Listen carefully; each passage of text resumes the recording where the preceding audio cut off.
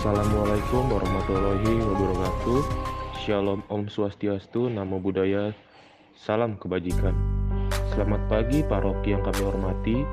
Kami dari kelompok 5, izinkan kami akan menjelaskan materi yang kami angkat tentang pengenaan sanksi hakim terhadap kode etik hakim. Dengan kami yang beranggotakan 4 orang, yaitu saya sendiri, Theo Andreas, dan rekan-rekan saya, ada Rosalinda Sri Wahyuni, Syira Stella Husaima, Tania Mega, Mustika. Silakan disimak. 1. Bagaimana proses penjatuhan sanksi terhadap pelanggaran kode etik yang dilakukan oleh hakim? 2.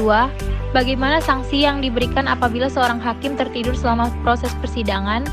3. Mengapa diterapkannya kode etik hakim dalam proses persidangan? Jabatan putusan hakim dalam suatu perkara dalam pengadilan. Jabatan hakim adalah jabatan yang berkaitan dengan hukum dan keadilan yang harus ditegakkan. Putusan hakim dalam suatu perkara di pengadilan menggambarkan keadaan penegakan hukum dan keadilan suatu negara. Putusan hakim dalam pengadilan hukum di Indonesia. Putusan hakim dalam pengadilan sangat menentukan nasib perkembangan hukum di Indonesia, baik itu putusan yang mengikat pihak tertentu dalam perkara pidana dan perdata, maupun putusan itu yang bersifat erga omnes, seperti putusan dalam Mahkamah Konstitusi ataupun dalam Pengadilan Tata Usaha Negara. Isu penyimpangan kewenangan hakim. Dengan berbagai macam fungsi dan kewenangannya, tidak menutup kemungkinan seorang hakim itu menjadi sangat rentan terkena akan isu suap, gratifikasi, dan hal menyimpang lainnya yang mengganggu marwah seorang hakim.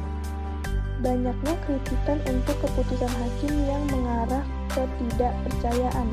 Banyaknya putusan hakim yang mengundang kritik dan sinisme yang mengarah kepada ketidakpercayaan masyarakat dan membentuk sikap etik cukup besar. Maka dari itu dibentuklah suatu aturan yang disebut Kode Etik dan Pedoman Perilaku Hakim yang merupakan hasil keputusan bersama antara Mahkamah Agung dan Komisi Yudisial, yang bertujuan sebagai pegangan bagi para hakim seluruh Indonesia serta pedoman bagi Mahkamah Agung RI dan Komisi Yudisial RI dalam melaksanakan fungsi pengawasan internal maupun eksternal dalam kehakiman.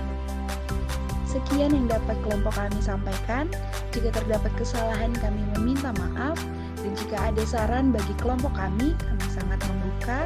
Semoga sangat bermanfaat. Dan kami tutup. Assalamualaikum warahmatullahi wabarakatuh. Shalom, Om Swastiastu, Namo Buddhaya, dan salam kebajikan. Salam sehat.